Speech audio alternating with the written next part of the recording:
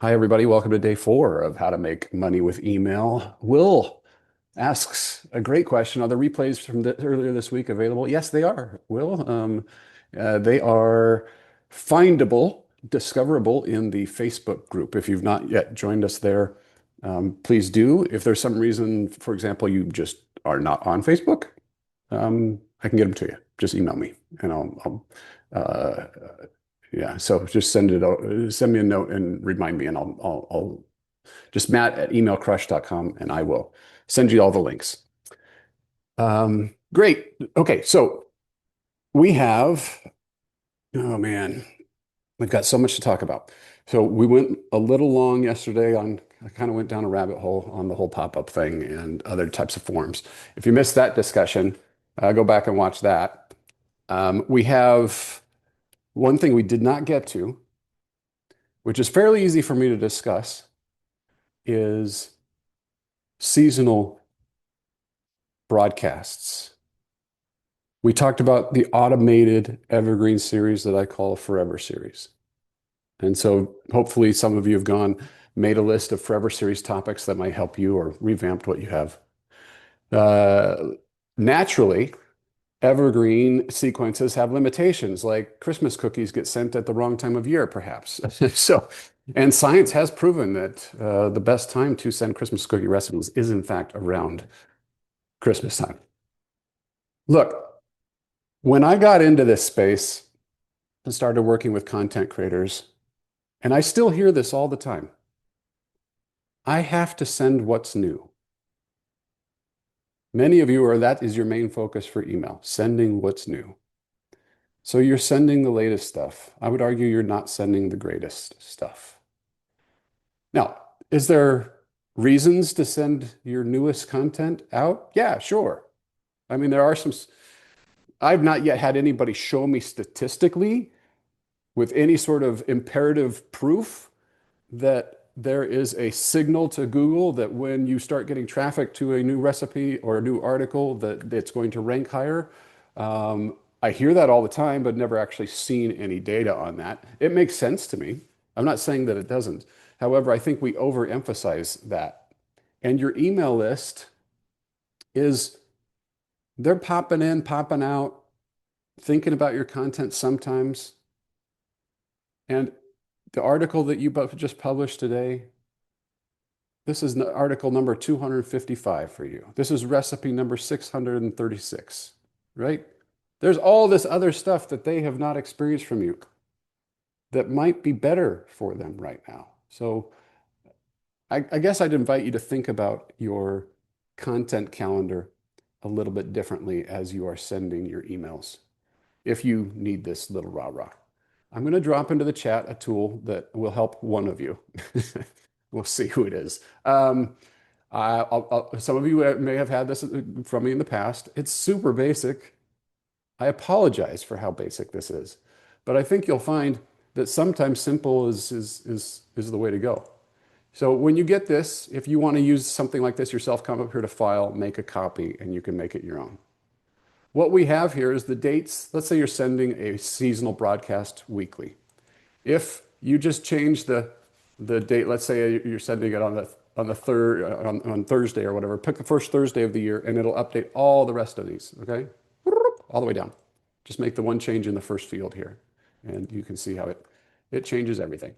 Okay, then here's how I do it. At that time of year, what is my audience thinking about? And then what do I have that will help them? What you see here are some very generic food-related topics and ideas, but I think you'll get the idea. Um, Rachel from Rachel Cooks, I worked with her back in 2019 and we wrote an email together called 7 Super Snacks for the Super Bowl. She sent that, of course, right before the Super Bowl time. She sends that email every year, that same one. She's modified it a little bit, but she has tweaked it very, very little. It's mostly the same thing. It has the sliders and the salsa and the nachos and the all those game day foods. When she sends this out, I don't know that she's ever been asked, even once, hey, Rachel, when did you originally publish this salsa recipe? Nobody cares. They don't care if it's 5 minutes old, 5 years old, or 5 decades old. They need the salsa right now. The what's new, that is a you and me thing in most cases. Now, of course, there are some diehard super fans that know literally every recipe in your catalog, every article on your blog. But those are very, very small numbers, and those people probably need restraining orders. I mean, there's a maybe one of your exes, I don't know. Um, just keep an eye on it. Um, your your typical consumer of your content, even your own sweet mother, does not have your whole catalog memorized. And she loves you very, very much. So, my point is a couple of points. First of all, if we lean towards service first of our audience and where they are, I don't think we will ever go wrong. Second, you can send more emails than you think. We talked about email math already, but especially those of you with consumable content such as food, people get hungry a lot. My audience, excuse me, my clients and students, they never believe me on this. What I'm telling you is that you could double the number of sends that you, especially if you're in food, many of you are, you could double the number of sends that you're doing each week, and you would not see any noticeable difference after the first 2 weeks in terms of engagement. It would just mean, April, you'd be making more money. You'd be sending more emails, getting more clicks, making more money. So there's your tip number one for how to make more money with email is send more emails. If you want to baby step your way into this and try and take, not take my just test it. Just add one in for the next 2 weeks and see if you see any real difference. I believe that there is a limit. I just don't know that most of you have even come close to reaching it in terms of the amount of email that you could send. Also, sending is serving. If you're worried about sending emails will cause unsubscribes, then I think we're missing the point. Sending emails should be an opportunity to serve. And if you really hone in on your service, you'll figure out where the top end of that is. But I'd bet money that most of you are not even anywhere close to that top end yet. Additionally, in this world of where we just hope and pray that social media algorithms shows our stuff, what other means do you have to build an audience? You can't tell me that Google is building an audience for you. You may be really good at YouTube. YouTube doesn't even show it to your subscribers. The algorithm favors your most recent interactions. So with email, you actually have a chance to build out a journey, build a brand, tell a story, solve a problem, and serve, serve, serve. Now, if you're just sending stuff for the sake of sending stuff that's hodgepodge here and there, doesn't make any sense, then yeah, I mean, obviously but that's not what you're doing. You are a subject matter expert in what you do. My friends who love sewing, what holds them back from sewing more? Time and education, right? But it's not inspiration. My father-in-law, his passion in life was woodworking. His whole life, he was always working on a project or dreaming about the next project. Even when he got to the point where he couldn't use his hands, he was still reading about woodworking projects. People who are into crafting are into it. People who love to travel love to travel. And people who cook and bake, they do that sometimes out of necessity, but sometimes out of just outright passion. Have I convinced you to send more emails yet? Was that enough of a soapbox? All right. We doubled up sending two a day a few weeks ago, and open rate. You're sending two a day, Sarah. Are you hearing what Sarah is saying? Two a day. I have some clients that do the same. Open rate, unsubscribe rate is about the same. At first, you will take a hit. That's likely. But what's really happening with that, there are a few people who go, oh, this is too many emails for me from you. Okay. But there's also this, this thing that says, oh, I didn't even realize I was getting emails from you, and now I see it. Oh, unsubscribe. They were an unsubscribe just waiting to happen. so, so whether you're actually doing yourself a favor if they go. All right, let's move on. Oh, I didn't even share my screen on this. I was sitting here talking. I didn't even show you this. Somebody should have spoke up. Did you get this? You got how this works? Change this up here, and then it'll change the dates all the way through, all the way down. Okay, if you need to make a copy, just file, make a copy, and it's yours. All right, moving on. Unless you have any questions on that. I'm going to be sharing some slides that came from a presentation I did over a year ago, but the slides, I'm lazy and the slides still work. So we're gonna roll with that. Now, in a world of big change, things that are happening right now, we had a question about should I invest in a different email platform? That was earlier. Well, I can't answer, that for everybody, but what I can tell you is that the investment right now in email is like eating your vegetables. It always has been. It's just now we need it more than ever because in 2020 it was super easy to rank for something, and we built our businesses off of that, and we ignored, and I did too, ignored the list building because if we put our time and energy into SEO, we were rewarded, and some of us were rewarded handsomely. But as always, email, when you build a list, you have more control. We've talked about these already. You can drive traffic where you want to go. You can jumpstart new channels fast. When the new whiz bang doodle platform comes out, whoop, all right, everybody, we're going over here.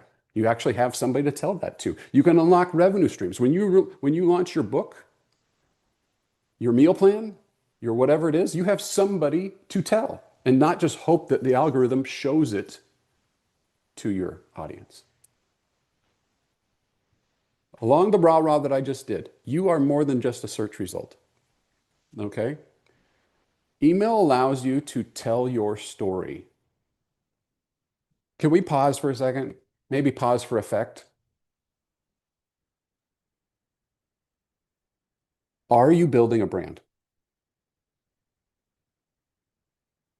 And what does that mean? Now, this slide deck was for food bloggers. It was at Tastemaker Conference. But does your audience know what sets you apart? The reason I'm hammering this point a little bit is because everything else that we're going to talk about making money hinges on this. If you are not good at this, you will not unlock everything else. This is not an email thing. This is marketing 101. But many of my clients, when we get to this point, come to realize I don't actually know how to differentiate myself from the other craft, the other travel, the other food creators. If that's you, you're not alone, so don't feel some shame or guilt about that. But true unlock happens when you settle in on what makes you special, because now you can start telling that story. For those of you who are in the Email and Autopilot Facebook group, which you all have access to now, last summer, it's been a year ago now, I did a little interview with a mentor of mine that is not, he's not related to blogging at all, but he helped me figure this out and change the course of my business life. His name is Greg Head. He is a marketing expert and has built up many companies. And what he will tell you is about the power of positioning. Think about it for a second. At the risk of being greatly disappointed, what real estate does Matt Mullen occupy in your mind? My guess is it's something like he's the email guy for bloggers, something like that. Now, there's a lot more layers to me. I've been in business a long time. I know a lot about a lot of things. But what you know me as is the email guy for bloggers. The more narrow the positioning, the easier it is for people to go, oh, he's the one that does that. If I just was all email, all marketing for bloggers, it would be harder for you to go, how do I even deal with this guy? How does he help me? When should I turn to him for advice? So the real estate that you occupy in the mind um, of your viewer, your subscriber, your visitor, that's everything. And once you figure that out, all the rest of it will come along with it. So please go look up Greg Head. Go watch that talk if that helps you. That could be the thing that is most valuable out of this entire 5-day session for you. All right, let's talk about ways to make money with email. Now, before we get too far here, this is a picture of a cute little baby to remind you that you did not start making money blogging right away, did you? You had to figure out what the heck WordPress was.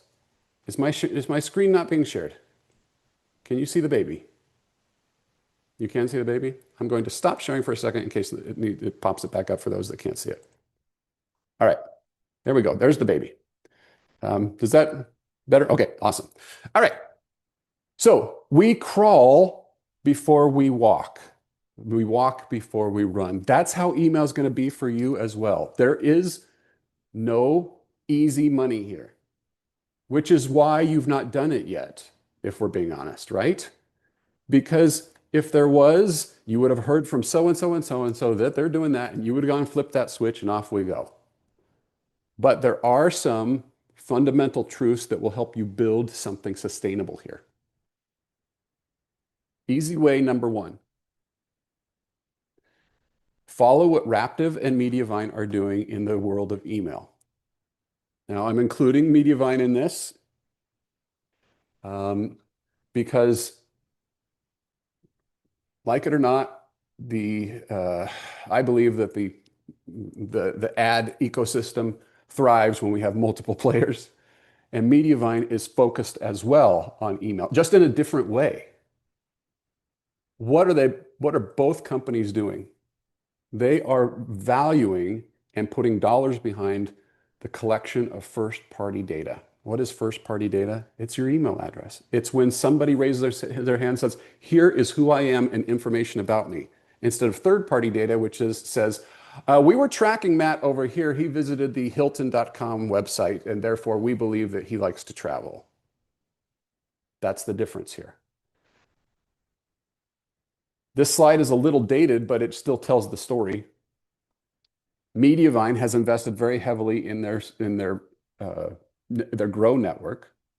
You've seen that, I'm sure, if you've paid any attention. They had features like AutoMailer and Spotlight Subscribe, and they were the first ones to do Print Pass and all those different things. And they use Grow like Google Login. And the reason that they're doing that is because, for the same reason that Raptive is all in on Newsletter ID. When we find out that Chrissy, through her email address, has purchased at Nordstrom and In-N-Out Burger, we start to get this picture about ketchup falling on very fancy dresses, okay? From Chrissy, this is who she is. And we can start making ideas, advertisers can start going, that's my person. So what they have done, both companies, Slickstream, Gated Print, LiveRamp, their RSS plugin, they've got a full team that they service the entire Raptive community and a sliver of their top creators, like the luminaries, where they do it for them, their email. And then they've done this thing, which we're going to talk more about in just a moment, where you add a URL parameter to every link in every email. And the idea in both cases is to track the email subscriber through their network. When we do that, we gather data about the email subscriber, and we can serve up higher performing ads. Higher performing ads means more money for you and I and Raptive. Is this making sense so far? It's a little confusing, I understand, and it is very technical. But the short version is that they're investing very real dollars, and they continue to do so even with Google supposedly keeping cookies, because advertisers use email addresses to understand the demographics. They then take this email address, they'll put it into what's called a clean room. They'll hash it, which means that they make it obscure. You can't tell that, it's Marie is Marie. They just see a string of characters, blue gobbledygook, to keep things private. But they know that that string of characters represents Marie's email address and her behavior, and thus they can serve more targeted ads. And more when you send more emails and you gain more emails, you get better targeting. Better targeting means more money from advertisers. About 3 months ago, it's been a little while since I've connected with James, but about 3 months ago, I met with James Baldwin, who's the VP of engineering at Raptive, and he told me that approximately 40% RPM increase is what we are seeing on ID'd email subscribers, on traffic that comes from ID'd subscribers. Now, here's an interesting thing about how this works, is that when Ashley gets an email subscriber to her list, she sends them an email and she tags it so that that information gets passed to Raptive. Ashley does benefit there. But guess who else benefits? Julie and Alicia and Elena. Because when that subscriber comes to their websites, their Raptive network websites, thanks to Ashley's efforts, Raptive already knows about that subscriber. So Alicia and Julie and Elena are also benefiting. So it's a network effect. Because they're in the network, Raptive has the data, it passes it along, it knows it's able to serve up more targeted ads. That is a highly simplified version. Ashley asked the right question. Let me log in here.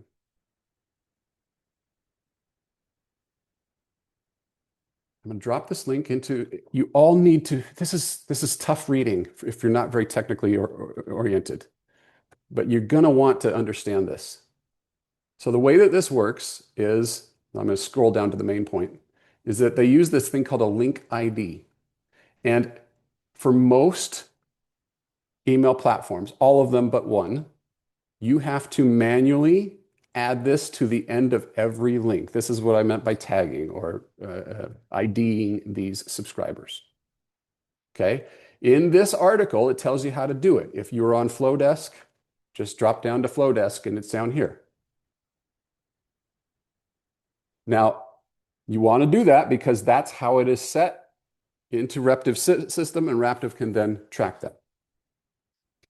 Now, remember, I told you that there might be one other reason that you might want to switch to Kit if you haven't done so before. Kit is the only one where it is automatically added to every single link. The reason that that happened, I'm going to toot my own horn here a little bit, is because I was sick of adding the links. I happen to know the CEO at Kit, and I got him to talk to James. And then Kit and Raptive got together and they built this. You are welcome. It's actually was very self-serving because I was the one doing copy pasting and adding this to every single one. So if you have Kit, you're going to go into your advanced settings and make sure that these two things are checked. Okay, these two right here. I already do this in my newsletter. Do you know if there's a way to do this with RSS not on Kit? I don't know, Nicole. I'm sure there is. And depending on I'm going to save us both some time. I'm sure that Raptive knows. They're very motivated to make sure that you get that click. Just send an email to support@raptive.com. Say, I'm on this platform. I use this automatic RSS builder. How do I append the newsletter ID to that? Does that work? I think that they'll know the answer. Okay. But if you're not on Kit, then you're going to want to find, like if you're in Constant Contact, you add this to the end of every link. You do want to do this. This is easy way number one to make more money. Okay. All right.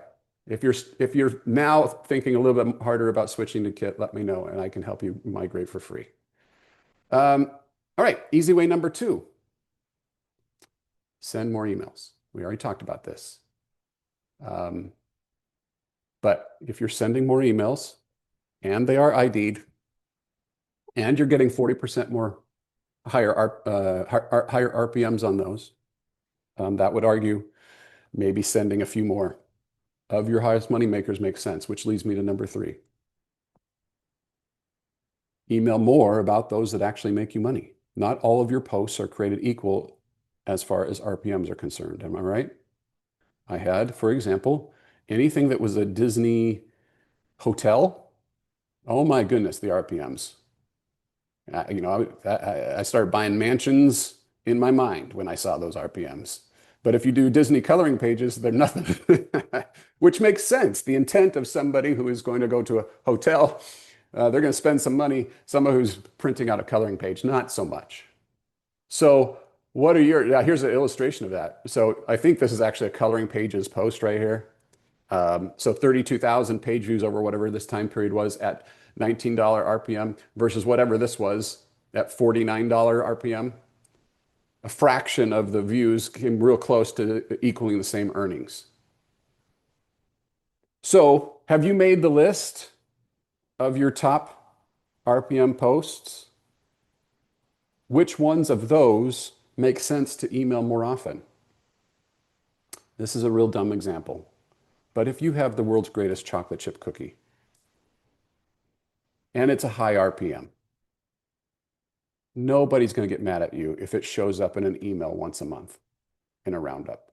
Nobody is going to ever get mad at you for telling them to eat chocolate chip cookies. We all want permission to do that. Now, if you try to force the issue and you have your raspberry jalapeno tuna casserole, and it ranks, it is a very high RPM, that would be silly. Let's not do that.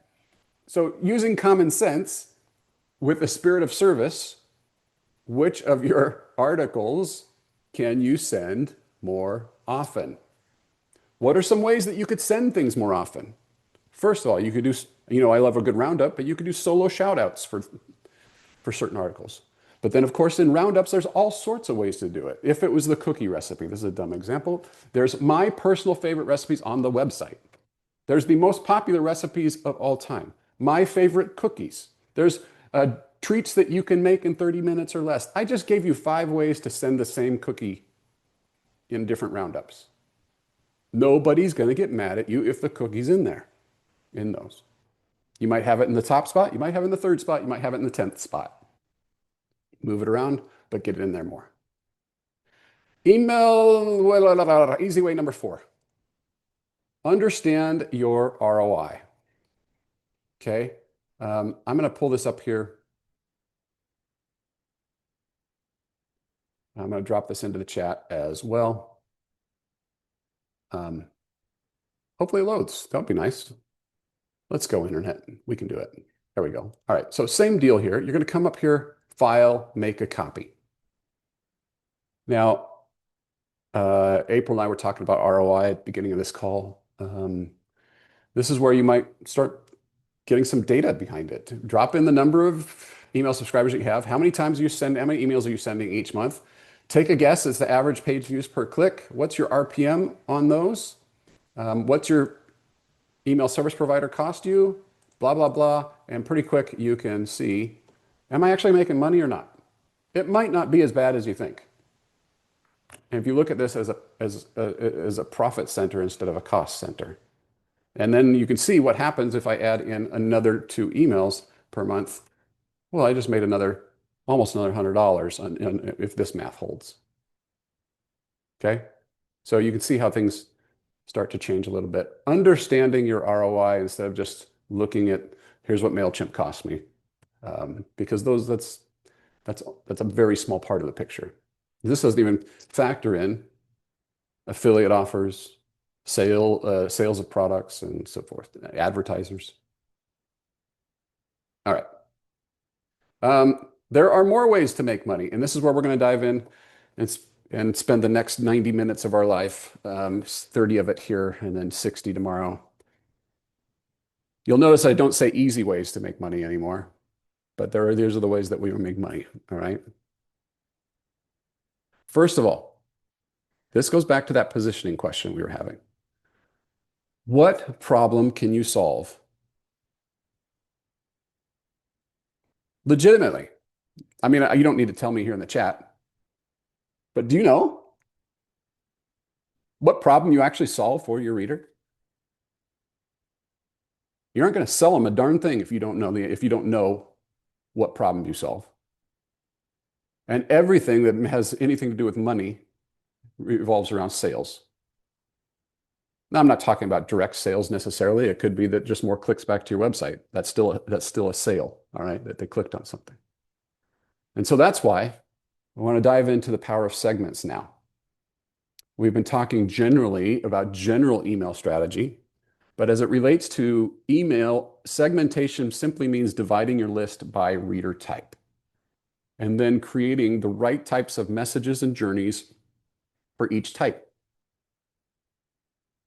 When you have that, it's then easier to say, I know you have this problem. Let me teach you and help you here. I know you guys have this problem. Let me help and teach you all with this content. So this is no-brainer stuff, but you're going to get better open rates. You're going to narrow down your solutions to the right people, and you're going to increase your sales of whatever that means. Solve my problems, and maybe I'll buy from you.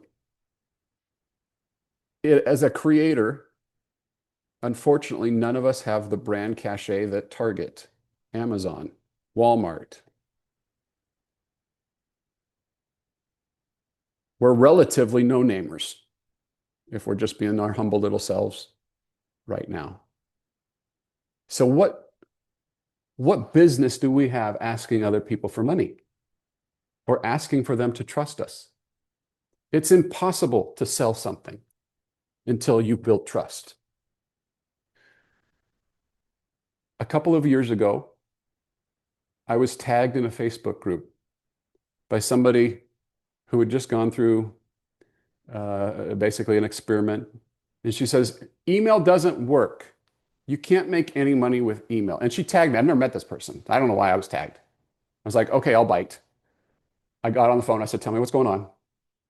Well, I created this ebook. She'd recently gone through a health transformation and had found some things that helped her basically get her health right. So she created an ebook about that. And she sent out an email with this ebook and nobody bought. Literally nobody. Very little engagement. I said, okay, well, how did people get onto your list? Well, she is a blogger about Southern comfort food. Her #1 post, fried chicken. How often do you email? Once a month. So let me get this straight. You have an audience of people who found you through fried chicken, who you barely ever email, and then you're upset that they didn't buy your healthy living ebook? I mean, I know that's obvious to you and I now when we think about it, but for her, it was like, oh, I guess when you put it that way, this is what we do. We create something and we put it in the universe and we just doggone hope that somebody will buy it. So I don't fault her for that. I have done this more times than I can count. But we can't sell anything until they trust us. So how do we build trust with email? This is rudimentary. I apologize how simple this is. But what we're going to do is we're going to build a list of a target reader, and then we're going to serve them with aha moments that help build trust, and then we monetize. For those of you who have products and services, are you doing this? Or do you go straight to the sale? So let's do a real quick exercise here. I'm curious, and this is not rhetorical. I would love for you to participate. What are your top segments? I'd like you to make a list of who you think your top 5 segments are. And then let's drop it into the chat. Let's talk about it for those of you who are brave enough to do so. Because understanding this is the setup for everything else. While you're thinking about that, I have some folks struggle with this. That's okay. Fighting through this is where you will break through and find the opportunities to serve. In my Disney example, it was a little bit easier. People going on Disney cruise was an obvious segment. People going to Disneyland, Disney World, different segments. People who wanted Disney coloring pages, a different segment altogether. With Disney, the love of Disney being kind of the thing that tied them all together.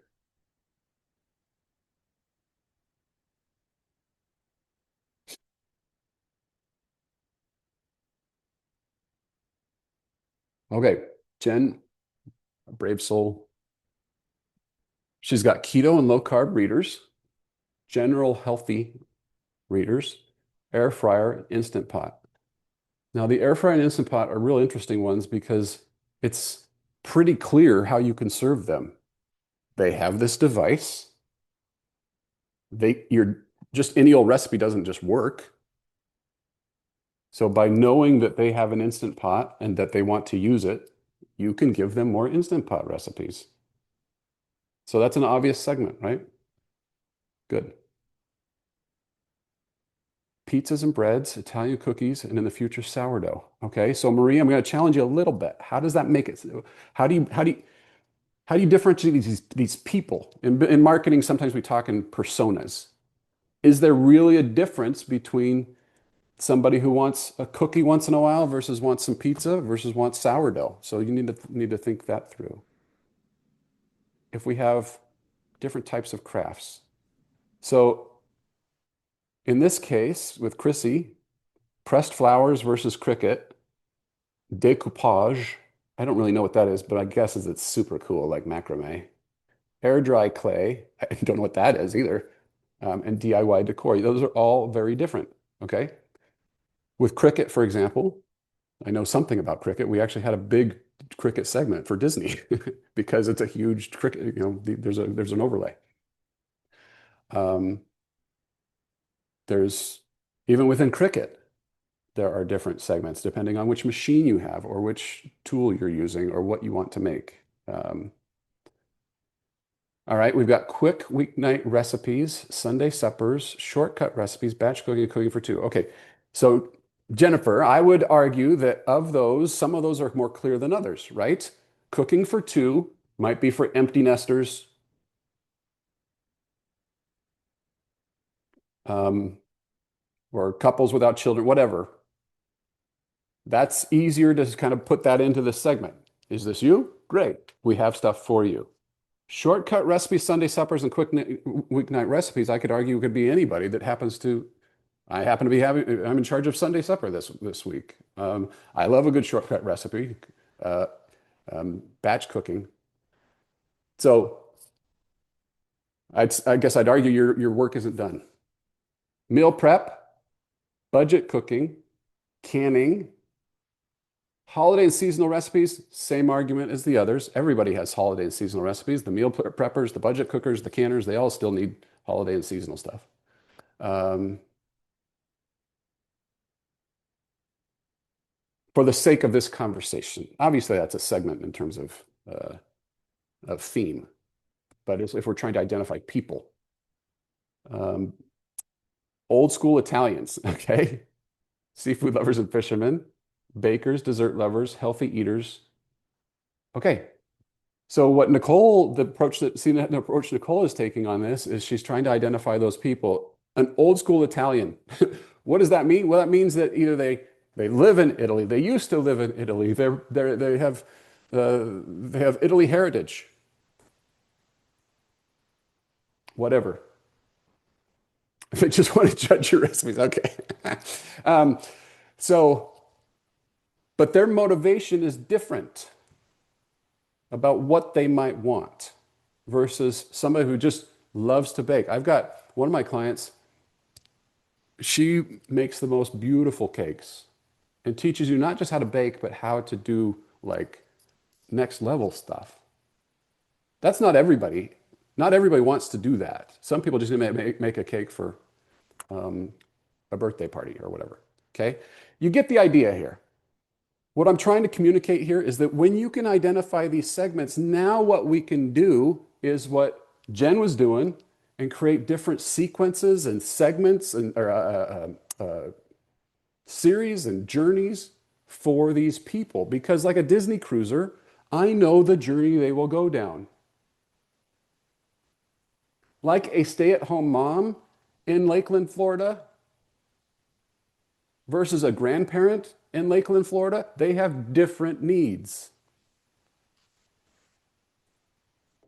So if you want to use this in email, here's some ways that you can do this. Of course, you could send a survey out. You can invite people to tell you what it is that they love and all that.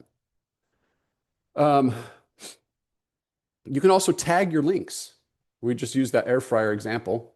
If you put a roundup and say, here's what I'm making this week, and in there you had a slow cooker recipe, you had an air fryer recipe, you had a one sheet recipe, you could tag them that if they click the air fryer recipe, it tags them with this, says interest air fryer.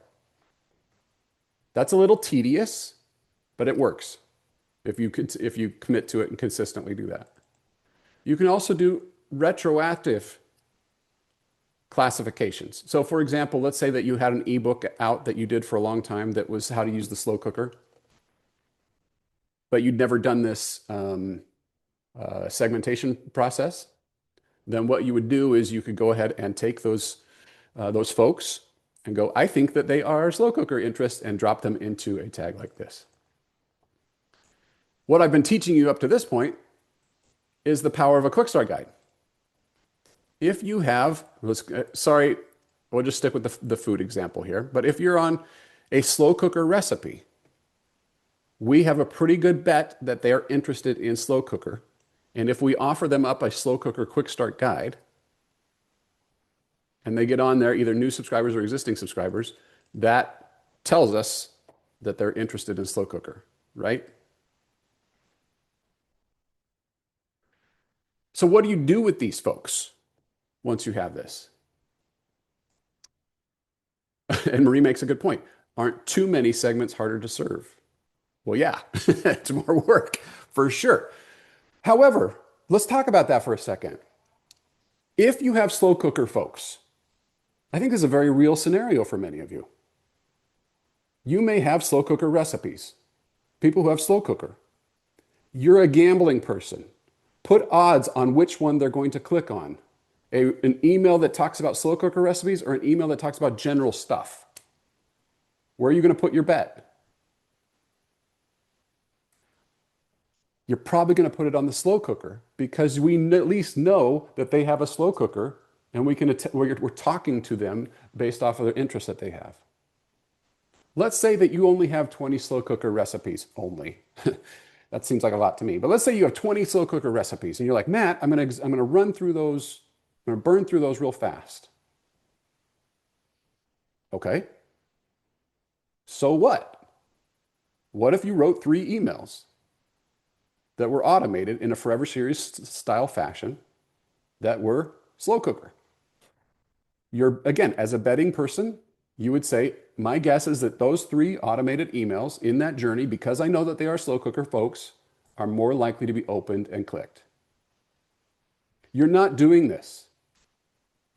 Even those of you who have been doing this a long time are not doing this. Why? Because to Marie's point, it's work. But let me tell you this, once it's set up, it's done. I still, to this day, I've got Aulani. Look, there's not too much to say about Disney Aulani. I mean, it's one resort. But for when you're going to go there, you want to make sure it's the most magical experience that you can. I have series and emails, a finite number of them, But once they're in that segment, they get delivered those, and I make sure they get delivered those because that's my best bet to serve them. I don't want to miss the chance to tell them all the magic moments that they're going to have, or how to save money, or what to eat, or what to do, or how to pack. Once that's exhausted, then okay, now maybe they start getting the general stuff.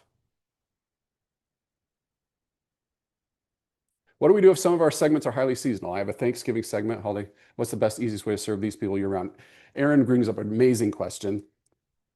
What I'm giving you right now, Aaron, are high level, are a combination of high level concepts mixed with some specific examples. The challenge for you is to apply this now to your world. For example, going back to my Disney, I have in that situation, let's say that I have a Disney cruise audience. Do I also send them seasonal general Disney general content?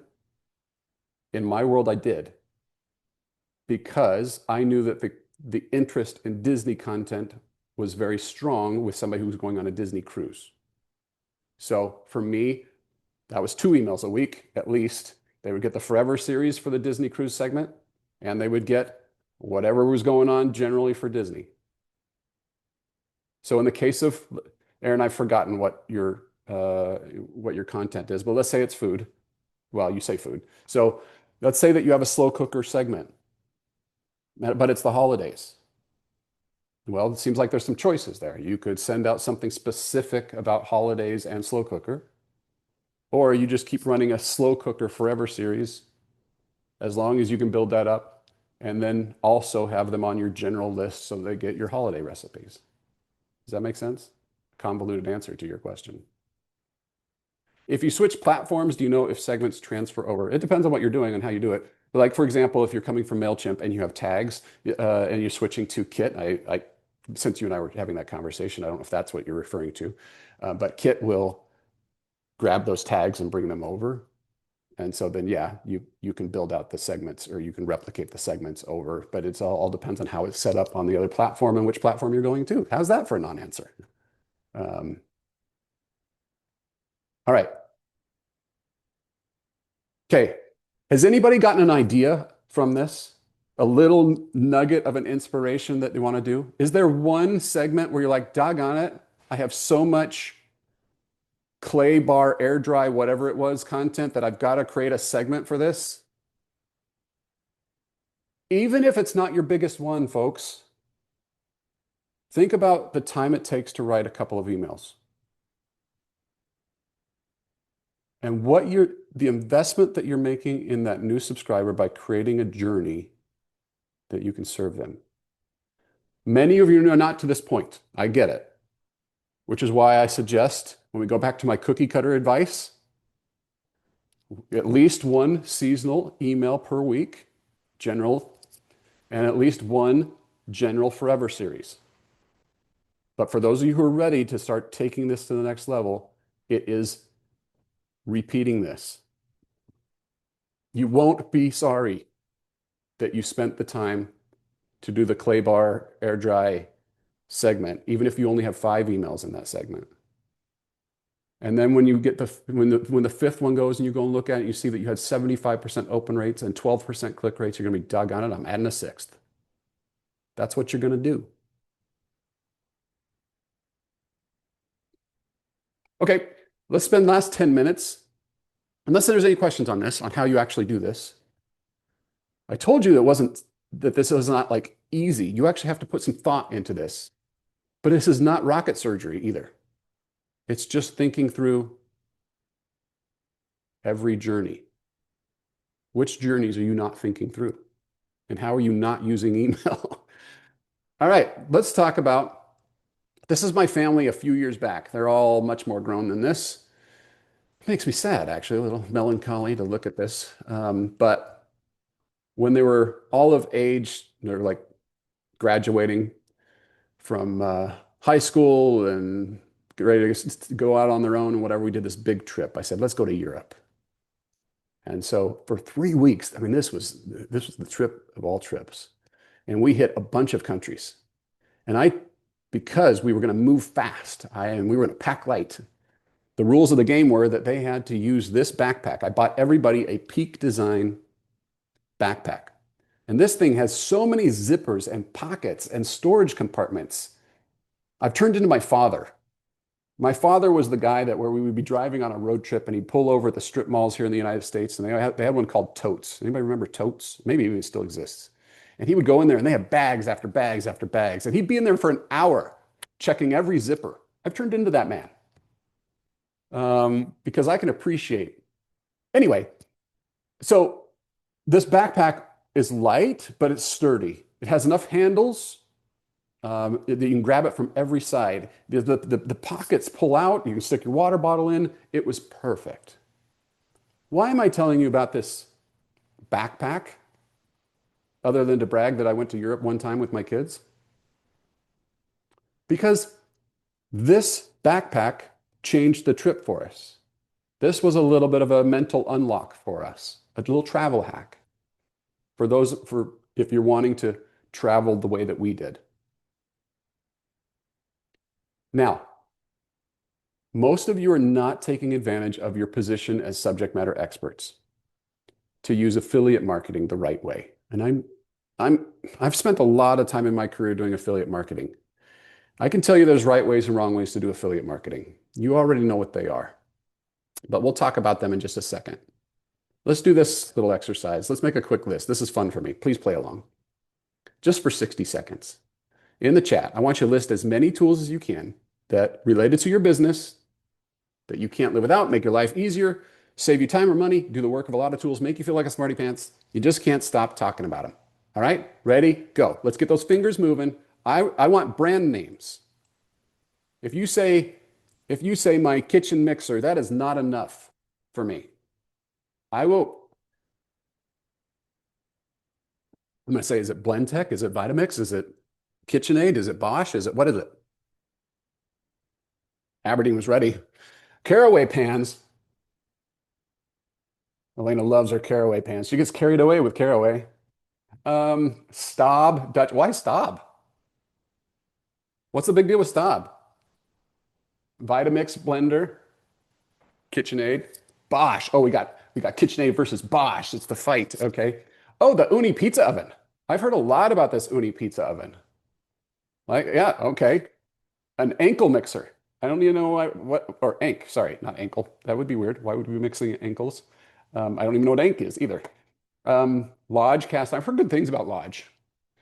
Um, the Now we're getting going. We got Vitamix microplane zester, the Kosori air fryer, Adobe. Okay, you're probably using Premiere Pro or something like that, or Photoshop. The cast iron bottom on a Staub isn't enabled like Le Creuset, so it's easier to use. Oh, okay. Look at that. I am learning today. Instant Pot Pro, Fat Daddy-O's cake pan. I do not know what that cake pan does, but I want it just for that name. The Goozney pizza oven. Elena, you're just making stuff up because Marie said Uni pizza. Now you're coming up with names. Goozney? I'm not buying that for a second. Cricut machines.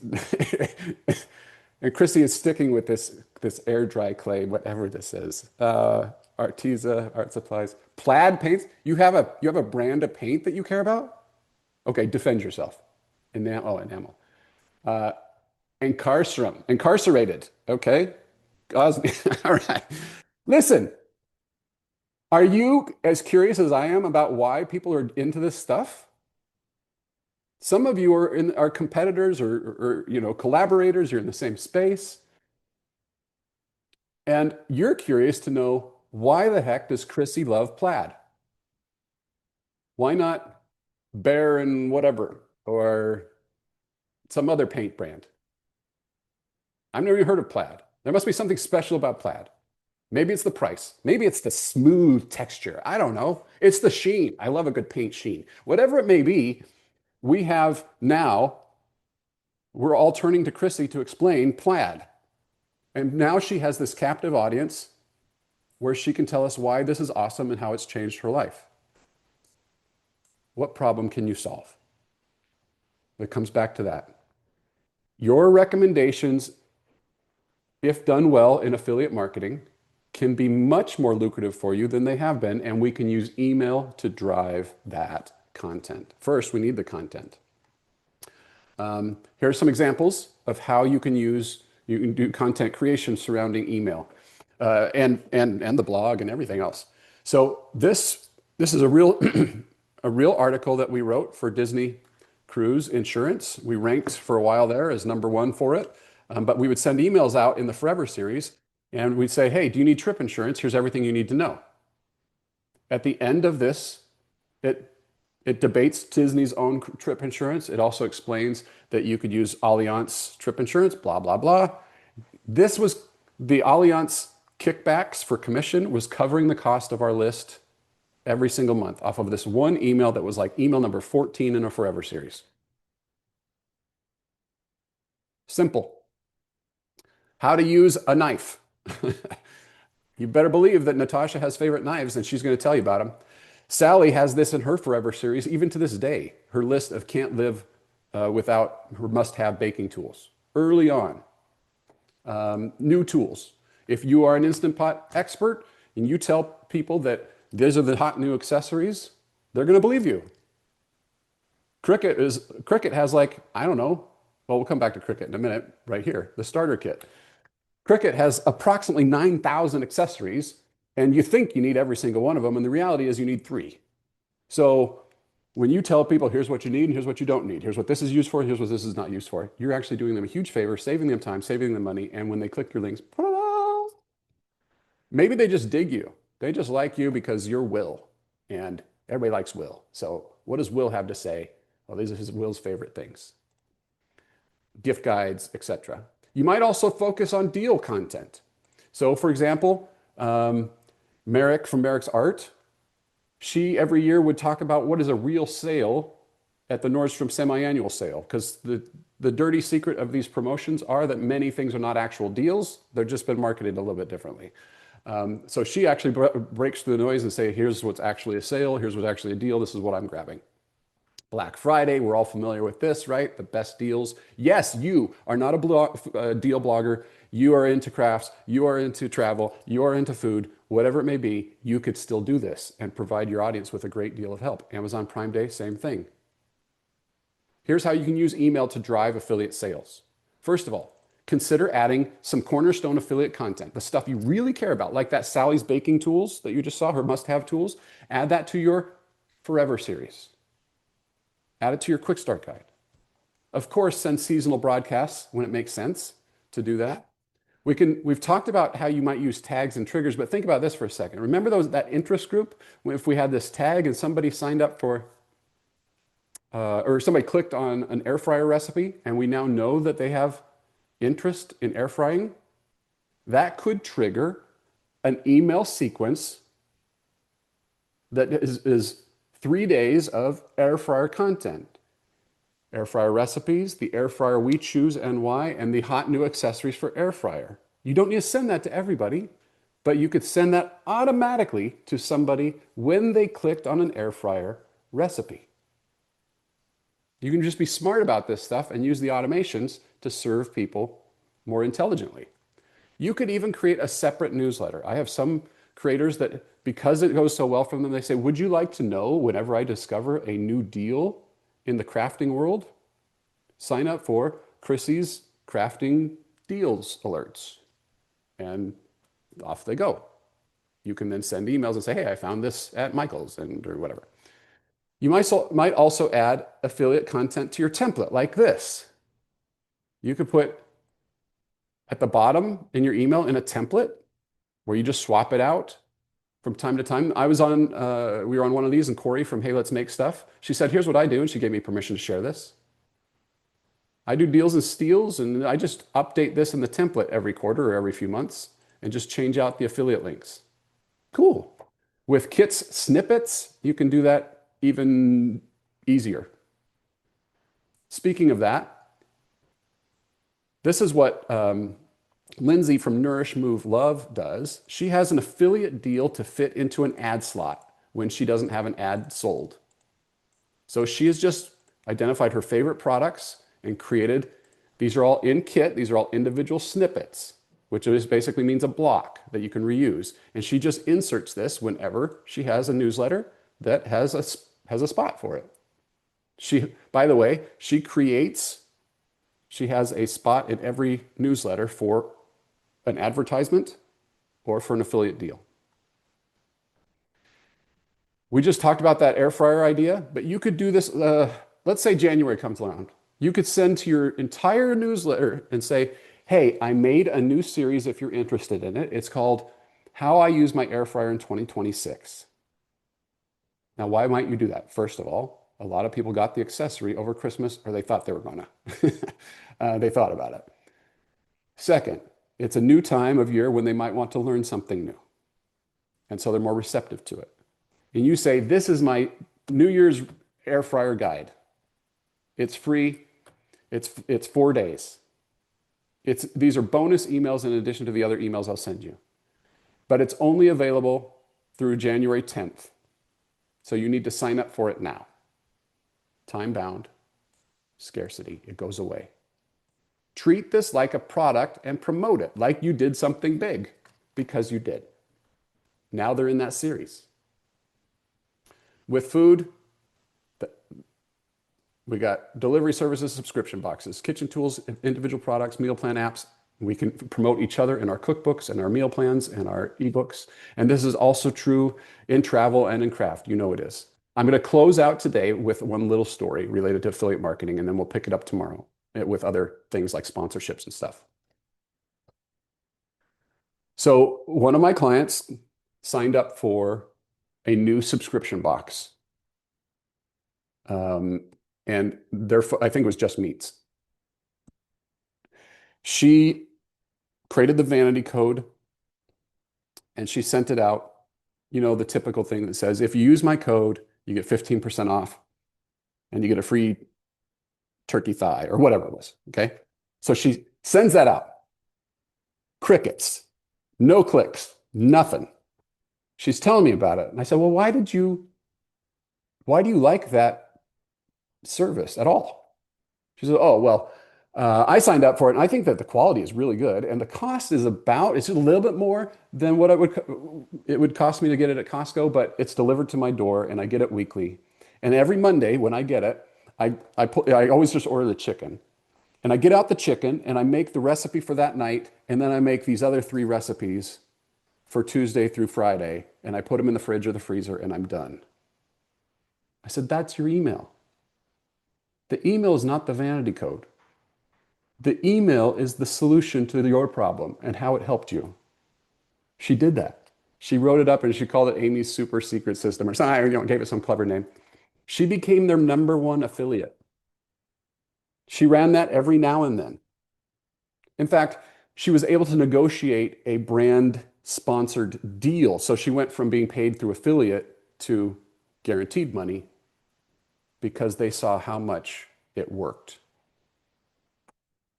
The whole conversation we just had here virtually about your incarcerated whatever it was, or your cast iron bottom, or whatever, all of that stuff is what you want to talk about because it's authentic.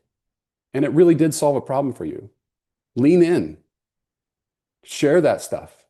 My last note, when you're a hero of sorts, let's just pick somebody. Natasha at Natasha's Kitchen. She's got a very big presence. She's a wonderful person. I've met her and worked with her many times. And she's an inspiration to many. You can't tell me, if she is kind of your hero and you follow her on social media, that when she goes into her pantry and she says, here's how I've organized my pantry, that you are not glued to that. How does she do it? What does she do with her Cheerios? Because we think that she's going to know, and she usually does. And it saves us time and money and energy, and we feel smarter because of what she shared. That's what you can do too with email. I hope that helps. A couple of questions here. How often is it okay to add affiliate links in emails? Well, as often as you want. I mean, it's as often as you're serving people, I think. I think it gets people know when you're not, and you will too when you start to become tone deaf, I guess. But no, there's no rule on that. Some people say, this is my Friday list of deals, and I'm straight up sharing with you deals. And the reason I share this is because I love them. And you will too. I'll talk about Kit sponsored emails tomorrow. All right. If you have a question, go ahead and ask. Drop it in the chat, unmute, ask, whatever. If you have to get out of here, your homework is still the same. Have you launched yet? Have you written your Forever series? Have you built out your, now you've got this broadcast calendar. You built out your broadcast calendar. Let's get it done. All right. We'll see you. Oh, sorry, I missed the question here. April, best strategy for making sure people who want to unsubscribe from a segment don't unsubscribe from the entire list. Okay. If you, in the example here is if we had someone who went to Alani, loved it, wasn't planning on going back, how can they unsubscribe? So what you can do with that is, it's a little bit extra work, April, but if you can give it a name,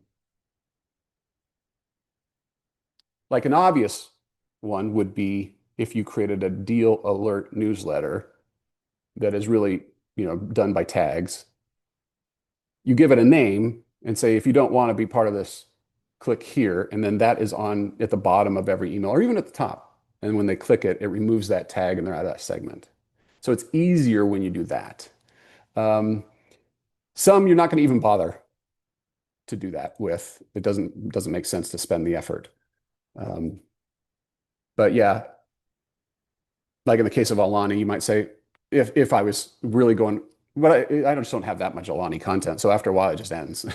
um, and it's not the type of thing where I bring it back and send out, constantly new Alani updates. But if I were to do that, I might do the same type of thing. If you're sure you don't want any more Alani content, click here to mute future emails about this because you want them to opt down instead of opt out completely. Tripwires, we'll talk about just briefly. Won't spend a lot of time on tripwires tomorrow, but we can talk about it. Most people aren't even close to using tripwires in this world, in this space, but yeah. So if you have specific questions, come prepared with it and I'll tackle it. All right. It's been a real pleasure. Go have an awesome day. Oh, and my last point on that, April, sorry, I saw your note. Don't overthink it. You'll figure it out. I err maybe sometimes too much on the you'll figure it out side. But what I've found is more often than not, people they just get frozen by the analysis paralysis. How do I make this happen so that they don't get this, but they get this, da, da, da, da. I err on the side of it being messy and they get more emails than they want. And I always lean that way. And I found that very seldom does it ever come back to bite me. I will figure it out. It will come, those segments, I'll sort them out. What's the right thing to do? But my experience has been that you will be better off by being a little more aggressive in that world than not. Go fast, break stuff. With email, you can't really break stuff too bad at all. All right. Thanks, everybody. Bye.